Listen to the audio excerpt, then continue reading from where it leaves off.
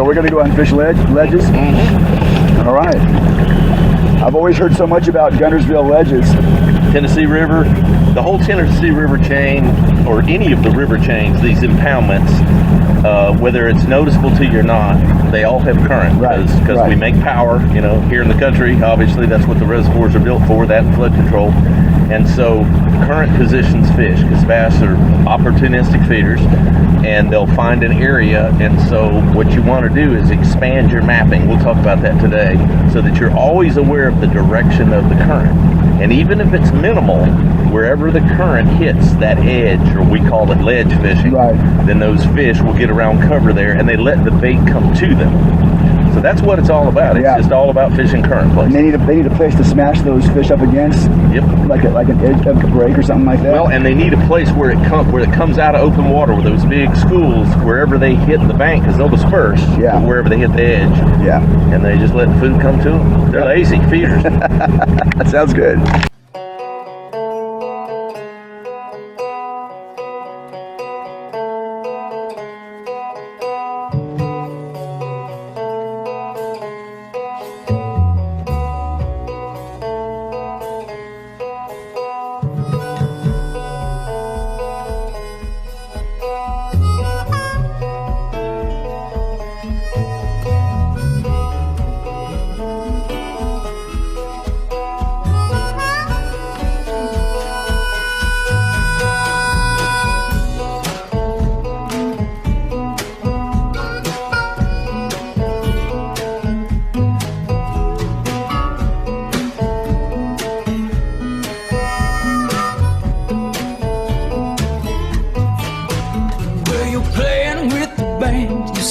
Chasing man, you show us how to perform. Well, your style's been changed because we're so vain, but you'll take sunset by storm. Look out, honey, you're bad, bad, bad. Here you come, said you're bad, bad, bad.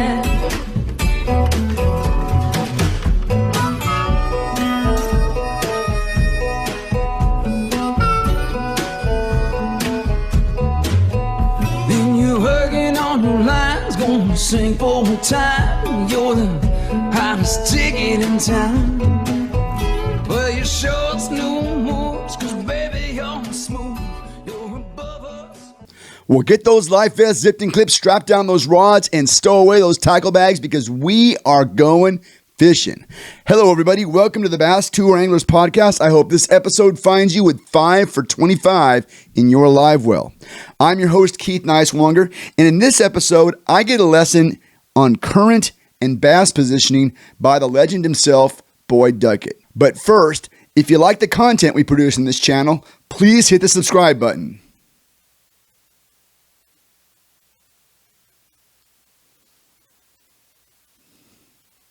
Did you do it yet? Wait, you in the overalls, hit the subscribe button. We'll wait. Okay, thank you very much. We're building our viewership, and your follow means a lot to us. We'd also love to hear from you. Leave us a comment if you're so inclined. Let us know what you want to see. We are the Western representatives for Duckett Fishing, pro-driven rods, reels, and baits. Duckett is building a Western presence, and if you haven't seen it yet, you soon will. New independent dealerships are popping up all the time. Duckett, as you know, has the strongest pro staff in all professional bass fishing. Duckett products are designed and tested by these very pros. Find out about the Duckett lineup of pro-driven products by going to their website, duckettfishing.com. Sometimes we hear about an angler who spends so much time on the water that we say he or she lives on the lake. In the case of Boyd Duckett, he does live on the lake. And he was our host for the Guntersville Writers Conference recently. To say he knows a little about current and bass positioning in that current is an understatement. You're going to want to pay close attention to the first 5 minutes of this episode and maybe rewatch it a few times. It is pure magic. Side of, they lose mental positioning of what the current does. So now that I've zoomed out, you can see the main river comes down through here. So as it turns, obviously some of these inside edges, because even though the channel is, 50 or 60 feet deep, and this isn't, but it'll try to sneak over these corners. So obviously areas like that, where that current, looking up, that current's the water's trying to take its shortest way when they're flowing current. So anything we could find up in here, where it first starts flowing over from here up, that would be really good. Another good location, because the current's coming down straight like this, it's going to hit this bank on this side. Yeah. So by the time you get down in here, the current is not hitting that. It's hitting this side. It's coming down. Right. It's hitting up against this side. So obviously these locations, and then as it turns, these locations, and as you can see, I got a few waypoints there on this side. That's because that water, it hits that. So you just always, if you're not sure, if you're in a good current spot, just zoom your map out, and then you forget about where you're sitting, and think about the flow, and then slowly, and I'm like, well, if this river's coming in, and if it was a creek, everybody's played in a creek, you know that the water rushes to the outside edge because the current pushes it over there. So that's what makes this swing better than anything on this side. Very cool. Traditionally. Wow, that's good stuff. Good stuff. He also offers some good advice for downsizing your baits when it gets tough out on those ledges. Boyd is a bait maker, so when he tells you about his go-to bait for tough conditions, and spoiler alert, it's not a Duckett bait, you'll want to get that juice as well. So, we're here in Guntersville. It's good ledge fishing in the summertime, but it's real current driven. There's three things that help you catch bass when you're offshore fishing on any reservoir, really. You want winds, clouds, and current. If you take one away, you really need the other two. You take two away, it's going to be kind of tough. If you take all three away, it's brutal. So we have very minimal current because they kind of got the water out of the system. They're making a little power, but it's like, 12,000, which at Guntersville is not a lot of current. So we have very, very little current, and we don't have much wind. Believe it or not, this little tiny bit of ripple is way better than if it gets flat, you can't get a bite. So that's decent, but we have high sun and no cloud cover. So in that condition where, you might want to throw a 3/4 ounce football head or something, when it gets tough, I like to throw these little bitty finesse jigs, little custom jigs that, this one is just a very small, as you can see, compact. But what has become my favorite trailer, this Yamamoto Fat Baby Craw, and it doesn't have flappers, it doesn't move, and when fishing's tough, less is better. You guys know you can take a weightless Senko and it does nothing, and there's probably not another piece of plastic that catches them better than that. So this is kind of that same. It's a very natural looking crawl, and I'll actually I size it to my jig. You can see how short I got the skirt on this little jig. So I'm going to cut this down just a smidgen, cut about that much off, because I want it to have a proper length and look natural with the skirt. I'm kind of obsessive about it being the same length. And basically we're just gonna thread that bad boy on there. Like that. And that's just a nice little compact jig. Now, in your mind, are you thinking crawdad, or are you just thinking little bait fish or something? Crawdad. Yeah. No crawdad, and you'll find that you get a lot of your bites around these shell beds, and there's tons of crawdads. That's a shell bed haven, and there's tons of crawdads around these shell beds. Listen to what Duckett has to say about his use of an AquaView camera on those Guntersville ledges. If you like the AquaView, I've got an AquaView. I don't ever put it in my boat because it'll wreck your whole day. Because you'll go fishing. All you're gonna do is go out there and look. It's like being at the aquarium. But I've looked at these shell beds with the AquaView, and there's crawfish every place. I always thought it had to be shallow water where they could get in and out of the water, but that's just not the case. They live out here on these 15-foot ledges, 10 to 15-foot ledges, and but that's what the shells produce. So that's why the jig is so successful in that environment. In this next segment, listen to Boyd explain what he's looking for under the difficult conditions we experienced. Especially pay attention to what he says about getting fish to compete.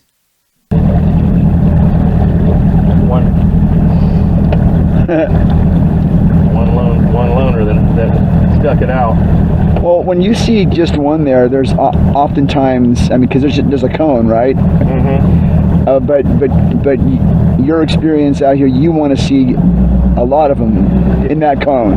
Yeah, if it's not, especially when it's tough, it's almost no current, it's high sun, and almost no wind. So right. You got the three. You need all three of those. Right. You take away one, it gets worse. Take away two, you take away all three of them, it gets really bad. So then, even if you fish for one, they get so inactive in that bad environment. Yeah. That's like the worst possible set of conditions. So if I can find a group of 5, 6, 8, even though they're not active, they'll compete. Yeah. A single won't compete. Right. So, I'd rather have 5, than where one makes the other one eat or whatever, and it just makes it easier to catch them when it's hard. Yep. But it's good, you can catch singles. That's how, the old school, we go down the bank, catch one at a time. Yeah. When they're feeding. But then they shut off and you wouldn't catch any because they're singles. Right. After our morning of fishing, I was able to get Boyd to start talking about the rods he designs for Duckett fishing and his new baits. His insight is amazing. Come to think about it, you better pay attention to all of this. Okay, everybody, we are at the Guntersville Writers Conference, and what an amazing experience it's been so far. I got to spend a day out learning ledge fishing with Boyd Duckett, and now I've got him to talk about a few things that I think are going to really open your eyes about not only rod building but rod choosing. Now Boyd, everybody knows you've got a rod and reel company. First I want to ask you is, what is your absolute favorite rod that you have in the lineup? Now that might be like asking which is your favorite child. But I'm going to guess maybe it's in that Black Ice series somewhere. Yeah, it would be, well, I'll open by saying that, that fishing rods are like golf clubs. Mm-hmm. You can't play around a golf with just a 7-iron. Right. I mean, you can, but you're probably not going to shoot a great score. Right. And fishing rods are the same way. So the series, depending on the application, really makes a difference. That being said, there's a couple of sweet spots, and definitely, the nicest rods we build are the Black Ice rods. Mm-hmm. It's all T1000. It's the most sensitive rod you've ever held. They're not inexpensive, but they're worth it. Yeah. So, but the 8-foot cranking rod, which is just it's not a 7.0 medium heavy, 7.3 medium heavy. Those are utility rods. But we have an 8-foot cranking rod that I use for so many things.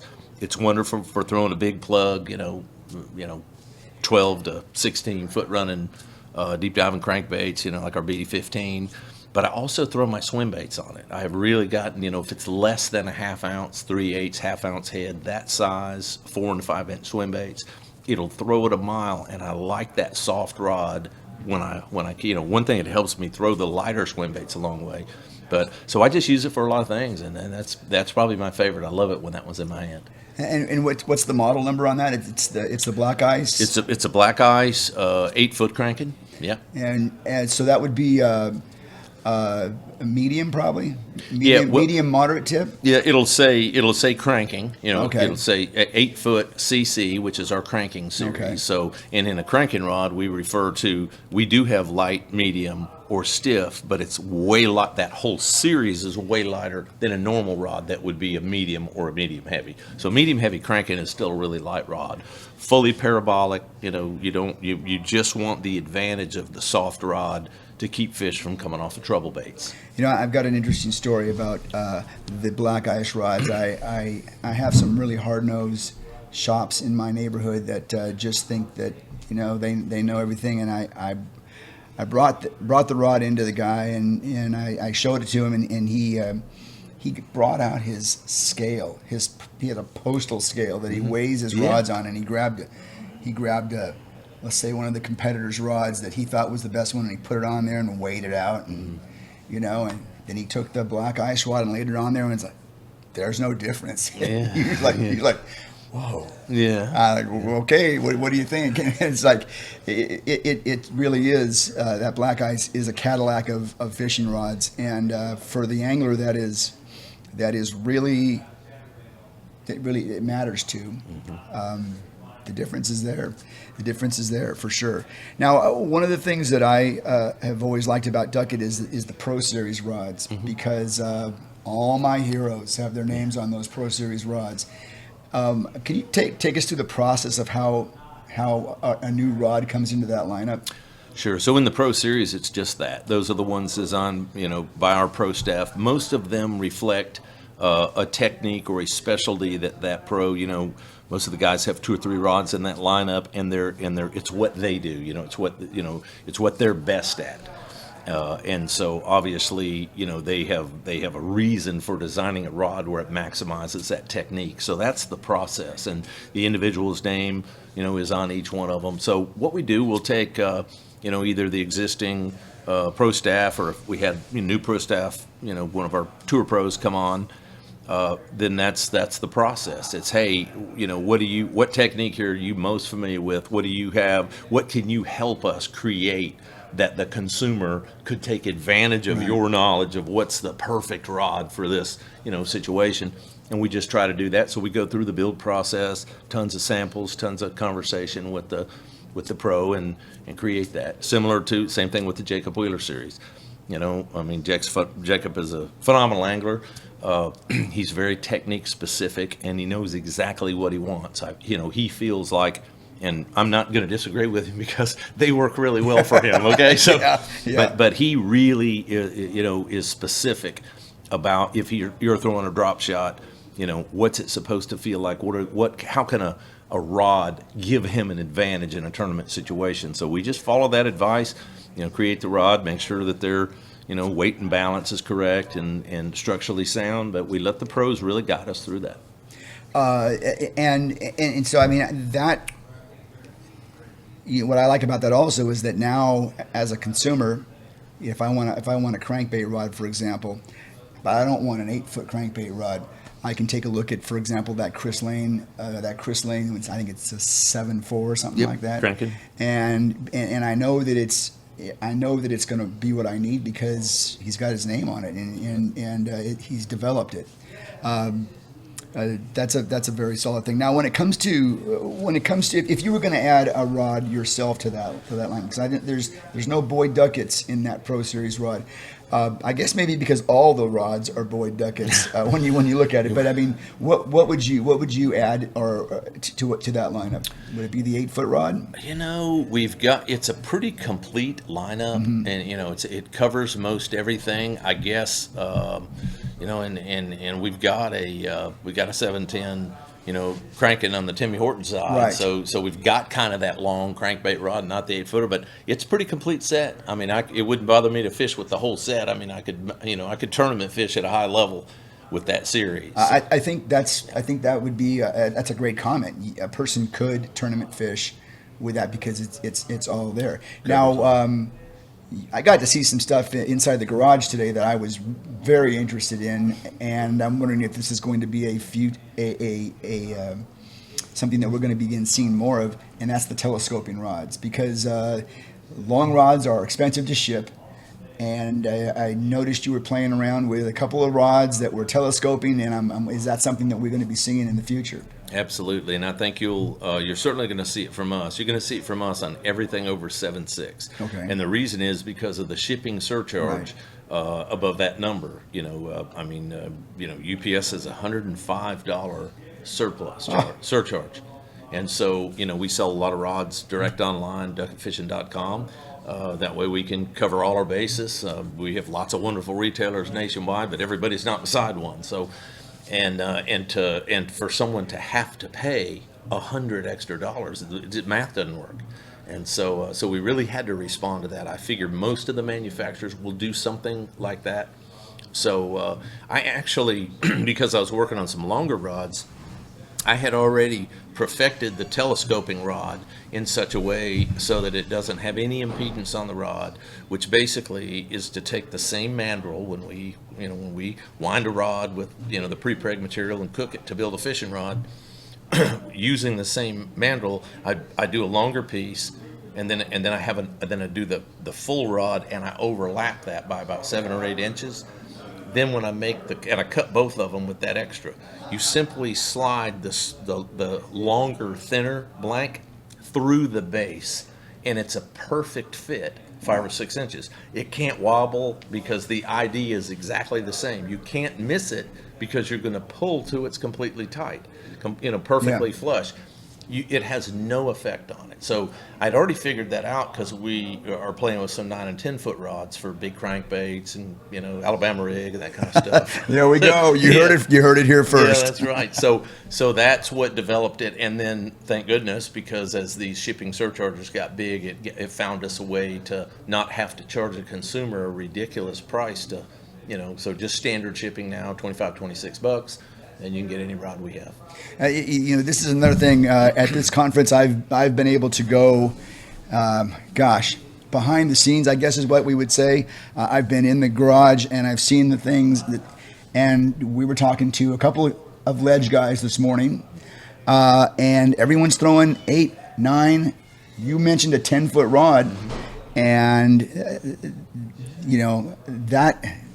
that seems to be what's going on out here. They're throwing them for I'm sure for the big flutter spoons and for cranks and things like that. Yeah, big crankbaits, like you say, a big spoon, just the ability to cast a long way. And there's a lot of times that's a big advantage. 1 ounce or a 3/4 ounce football head, you take like that 9-footer that you were looking at this morning, telescoping 9-footer, you can take some of those very large crankbaits, 10XD size baits, and throw them a mile, and that's what it's all about. It's keeping the bait, in the strike zone the longest. That's why we want to throw a crankbait so far.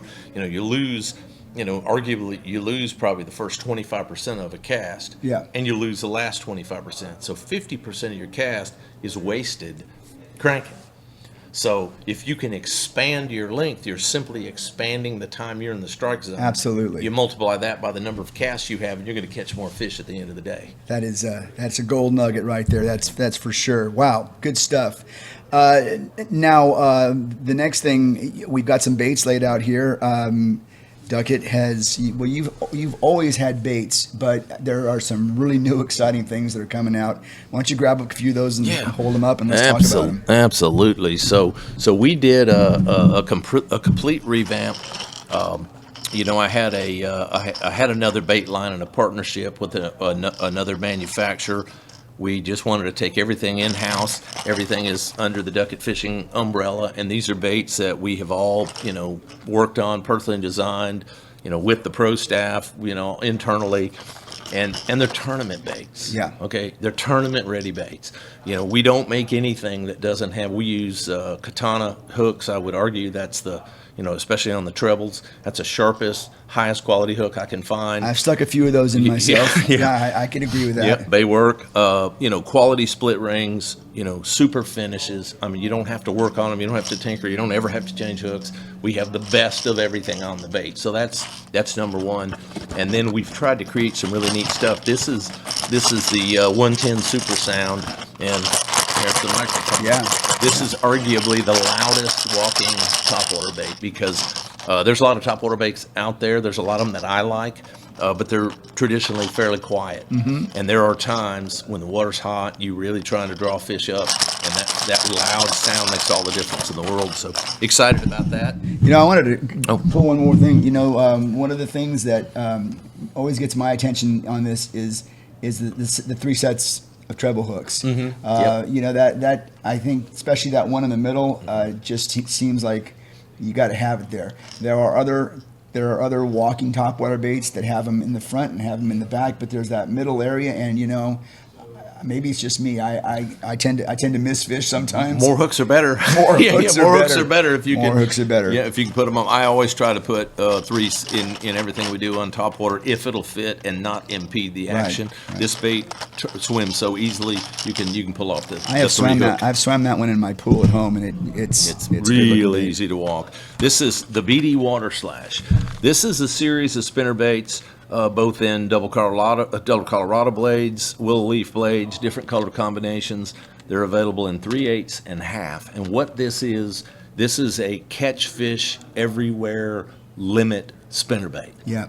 You know, this is not the world record size. And the reason that's important, obviously with Major League Fishing, every fish counts, and we need to catch everyone that gets around us. But hey, let's face it, you know, we're here at Lake Guntersville today, and you know, we've got no current. They turned the dam off. We got no current, no wind, high sun, and the bite's tough. Right. And so this bait was designed to get you bites when it's really, really hard to get bites. And I really like working on that kind of a bait because, you know, for most people to go fishing, hey, we're trying to catch one, you know, often. I mean, it's great when fishing's good, but this is done really, really well for us. There's about 10 different SKUs and different blade combinations, but it's the BD Water Slash. You know, what I like about that too is, you know, there's a trend, certainly in California where I live, but there's a trend to throw micro jigs and you know, jigs that have shorter skirts on them and things like that, just to create a smaller profile. And to me, that's what that spinnerbait does. And if you're talking about a finesse spinnerbait, that's the thing. And I don't know, it doesn't seem like there's ever any easy days. No, not many. Not it just as doesn't many. seem like there's any easy days. Yeah. And so I would think that downsizing and, you know, and less is more, I guess, is what I would probably say on that. It is a lot, and I agree with you, man. A lot of times this year, just trying to find a way to get a bite, and don't think you can't catch big ones. I'll run the grass lines at Guntersville a lot of times. Like this afternoon, it's as tough as it is. This will be one of the baits I'll throw on main channel grass lines. You might catch a 6-pounder. I mean, they're not afraid a bit to eat these little baits. Series of hard baits, and same situation. It's all about tournament ready baits. Well, we'll start, say, with the square bills. Square bills, 1.5, 2.5, really great fish catching colors. Same high quality katana hooks, high quality split reins. You know, superior finishes. Urethane clear coat, durable, high quality baits, tournament ready, and then all crankbaits are not made the same. Trust me, all square bills are not created equal. There's a lot that goes to the wobble and the feel, and you have to have patience to go through the mold process when you're doing 3D molds and change your bill action, change your sides, and just have the patience to not be anxious to get one finished, right? Right. You have to know it's a fish catcher, know that it swims right, know that it wobbles right, because in crankbaits, you know, it's not always obvious. A bunch of it, they catch them or they don't catch them. And that one's got a big brother too, right? That's a 1.5, and there's a 2.5. I just feel like that is something that is necessary to have, because you might throw that bigger, wider 2.5 and you might get them, and then that bite might shut off. But it doesn't mean that the crankbait bite is off. It just might mean that you need to bring in the little artillery. Yep, that's exactly right. 1.5s, man, everybody knows that's a great fish really catcher. Good complementary pair there. Then in the diving baits, we have a BD9, a BD12, and a BD15. Same deal, tournament ready, high quality finishes. The baits have been weighted correctly.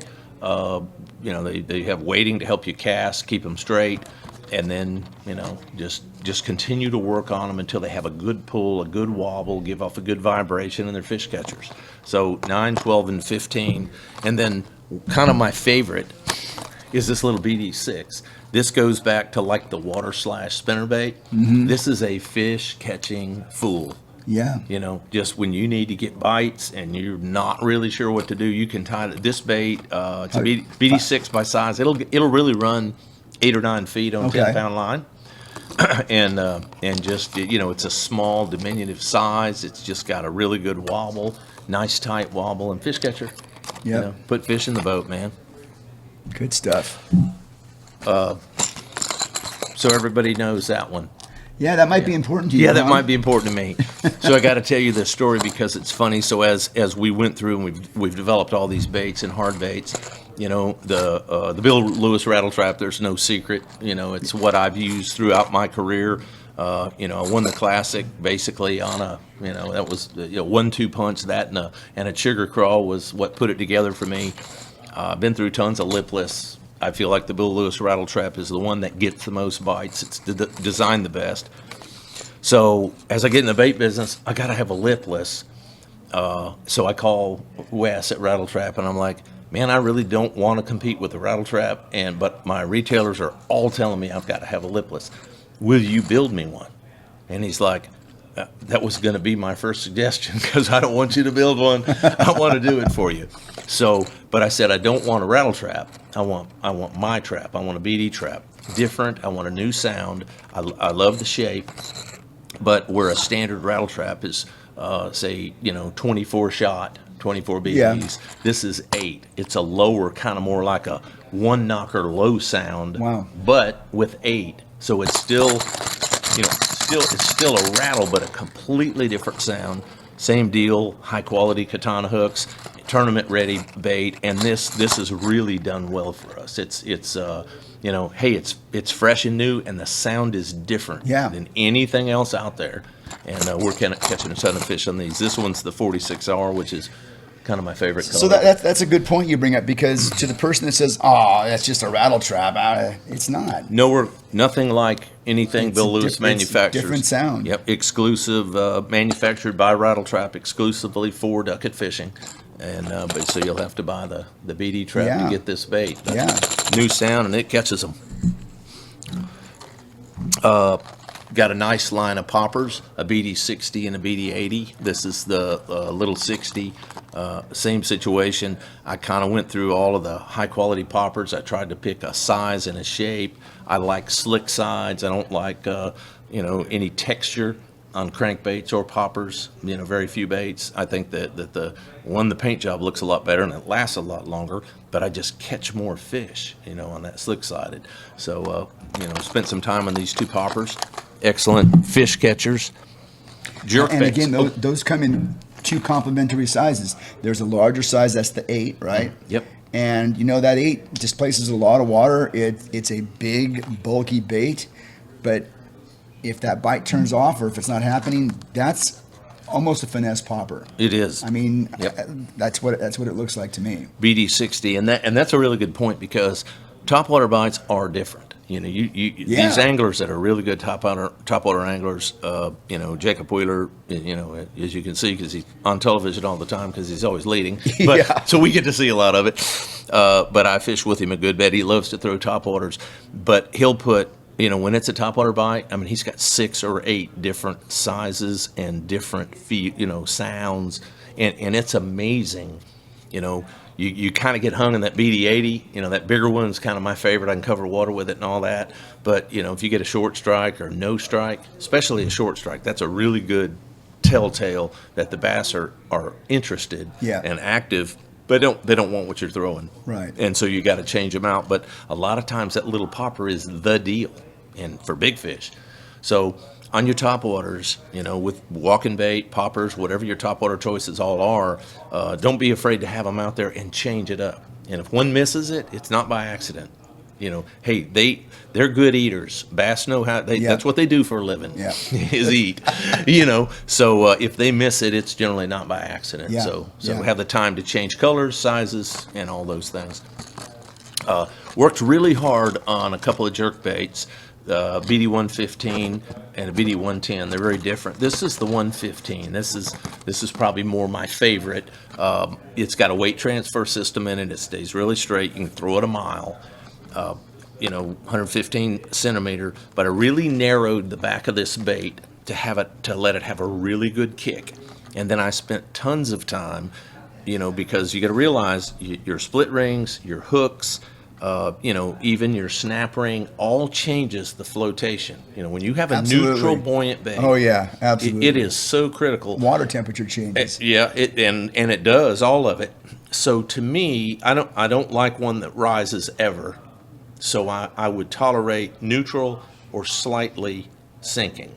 It's a more natural. It's what bait fish do generally, and they never sink backwards. If you have a jerkbait of any brand and it sinks backwards, do something, because you're not going to catch them. So what you want is that bait to move and stop, and if it falls, you want it to slightly fall nose first, and it makes all the difference in the world. So this bait's been figured out to have the right action, and fall correctly and all those things. So okay, so the live electronics now, the live electronics is a real thing, and we've watched lots of events this year and last year of guys looking at their shoes all day. They're not looking at their shoes, but they're looking at their monitors, and they're throwing jerk baits.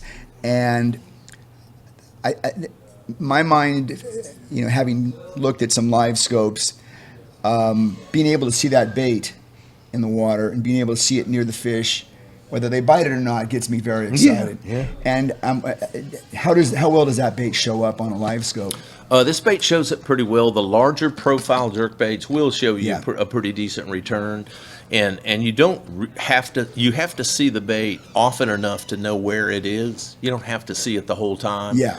You'll get if you're way out there 60 feet, you'll get a return, and you'll lose your return, and you'll get the return. But you want to, for sure, if you start seeing the dot come that way, you're getting in that strike zone, and it's about to happen.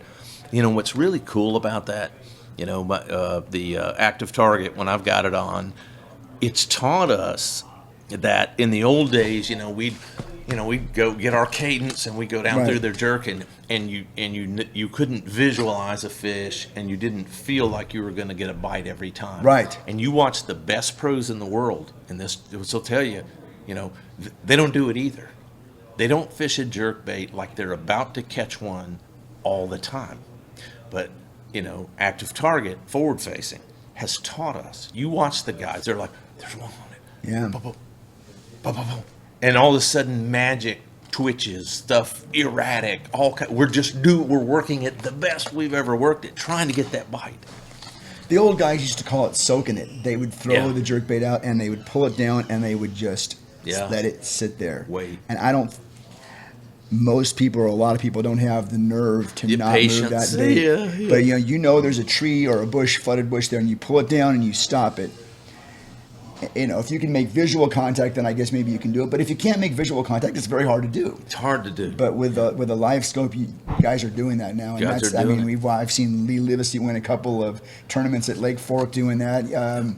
Patrick Walters won a tournament at Lake Fork doing that. I mean, they're soaking that bait, and the fish can't stand it. It's in their area. They've got to come up to at least look at it. Yeah, a jerk bait is such a good reaction bait. Yeah. It's generally overfished oftentimes, but could you talk about what you mean by overfished? Well, too quickly? Yeah, too quickly. When the water's cold, especially. Yeah.